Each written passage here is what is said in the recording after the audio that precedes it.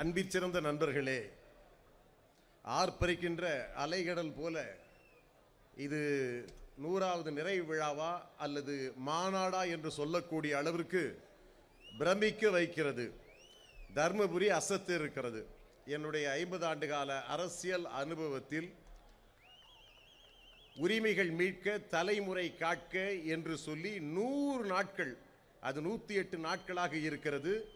108 நாட்கள் 108 ஐயா 108 நாயகனுக்கு அது பொருத்தமாகவே இருக்கிறது. அந்த வகையிலே இன்னைக்கு பார்த்தீங்கன்னா, நான் இதுவரையிலே பார்த்ததில்லை. எனக்கு முன்னால் பேசின தர்மபுரி சட்டப்பேரவை உறுப்பினர் வெங்கடேஸ்வரனும் அரசாங்கமும் அதுக்கப்புறம் நீங்களாம் பேசுகிற பொழுதே சொன்னார்கள், எங்களுக்கு மருத்துவக் கல்லூரி, அதுக்கப்புறம் தொப்பூர் திட்டங்களை கொண்டு வந்து அந்த பயண அபாயங்களை 700 கோடிக்கு மேலே தவிர்த்தார் என்று சொன்னார்கள். அவை இந்த தொகுதிக்காக மட்டுமல்ல, இந்த மாவட்டத்திற்காக மட்டுமல்ல, மருத்துவர் அன்புமணி ராமதாஸ் தமிழகத்திற்கானவர். சென்னையிலேயே பல திட்டங்களை நிறைவேற்றியிருக்கிறார், செங்கற்பட்டு மாவட்டத்தில் நிறைவேற்றியிருக்கிறார், திருவள்ளூரில் நிறைவேற்றார், சேலத்தில் நிறைவேற்றியிருக்கிறார், எல்லா மாவட்டங்களிலும் நிறைவேற்றியிருக்கிறார். 234 சட்டப்பேரவை உறுப்பினர்கள் செய்ய வேண்டியதை மருத்துவர் அன்புமணி ராமதாஸ் செய்திருக்கிறார். 40 நாடாளுமன்ற உறுப்பினர்கள் செய்ய வேண்டியதை மருத்துவர் அன்புமணி ராமதாஸ் செய்திருக்கிறார். இன்னைக்கு வேல் நிறைய பேர் கொடுத்துட்டு இருக்கீங்க அவருக்கு. சூர சம்ஹாரம், அதாவது திராவிட முன்னேற்ற கழக ஆட்சியை வீட்டுக்கு அனுப்ப வேண்டும்.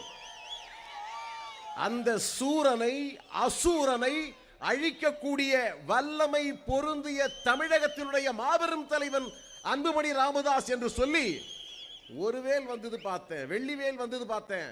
அப்படியே தொடர்ந்து வேல்களே வந்து கொண்டிருக்கிறது. அதைத்தான் சொல்வார்கள், சுக்குக்கு மிஞ்சிய வைத்தியமும் இல்லை, சுப்பிரமணியனுக்கு மிஞ்சிய கடவுளும் இல்லை. தமிழகத்தில் அன்புமணி ராமதாஸை விட்டால் தலைவன் வேறு யாருமே இல்லை என்று சொல்லக்கூடிய அளவிற்கு அரை மணி நேரம் காணொலி காட்சியை போட்டு காண்பித்தார்கள். பிரச்சனைகள், விவாதங்கள், அதை தீர்வுகளாக்கி அதை செயல்படுத்தக்கூடிய தலைவர்கள் தமிழ்நாட்டில் ஒரே ஒரு தலைவரை விரல் விட்டு எண்ணிவிடுங்கள். நான் கேட்கிறேன் உங்களை பார்த்து, இதுவரையிலே மருத்துவர் அன்புமணி ராமதாஸ் அவர்களுக்கு எதிராக அறிவும் திறமையும் ஏன் அழகும் இருக்கக்கூடிய ஒரே ஒரு தலைவர் தமிழகத்தில் உண்டா? தமிழகத்தில் உண்டா? அவர்தான் ஆள வேண்டும். அவர் வந்தால்தான் ராமராஜ்யம் கிடைக்கும். இதோ ராமன் இருக்கிறார், பக்கத்திலே சௌமியா என்கிற சீதையும் இருக்கிறார். ஆக அறிவும் ஆற்றலுக்கும் சற்றும் குறையாதவர்கள் அண்ணன் அன்புமணி மட்டுமல்ல, இங்கே மேடையிலே உட்கார்ந்திருக்கிறவர்களும் சரி, எவ்வளவு அறிவு ஆற்றல் நிறைந்தவர்கள்.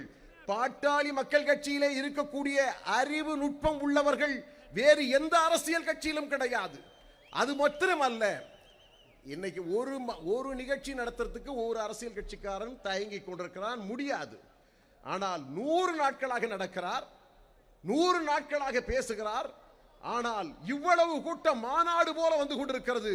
ஒரு நிகழ்ச்சி நடத்தக்கூட மற்ற அரசியல் கட்சிகள் யோசித்துக் கொண்டிருக்கிற பொழுது 100 நிகழ்ச்சிகளையும் நடத்தி வெற்றி முடி சூட்டி இதோ வெற்றி மாலைகளை அணிவித்துக் கொண்டிருக்கிறார்களே, இது எப்ப யாருக்கு கிடைக்கும்? அதாவது சோழர்கள் படையெடுத்து தமிழகத்தை வென்று 1000 ஆண்டுகள் நடந்து முடிந்த இந்த காலகட்டத்திலே ராஜேந்திர சோழனாக பவனி வந்து கொண்டிருக்கிற நம்முடைய மருத்துவர் அன்புமணி ராமதாஸ் இன்னும் பல வெற்றிகளை குவிப்பார், செய்து முடிப்பார் என்பதோடு மட்டுமல்லாமல் இந்த 2026 தேர்தலிலே, வருகிற சட்டமன்ற தேர்தலிலே இதுவரையிலே இல்லாத அளவிற்கு பாட்டாளி மக்கள் கட்சி சட்டமன்ற உறுப்பினர்கள் அதிகமானவர்களை அன்புமணி ராமதாஸ் அவர்கள் சட்டப்பேரவைக்கு அனுப்பி வைப்பார். இது உறுதி என்று சொல்லி விடைபெற்றுக் கொள்கிறேன். நன்றி, வணக்கம்.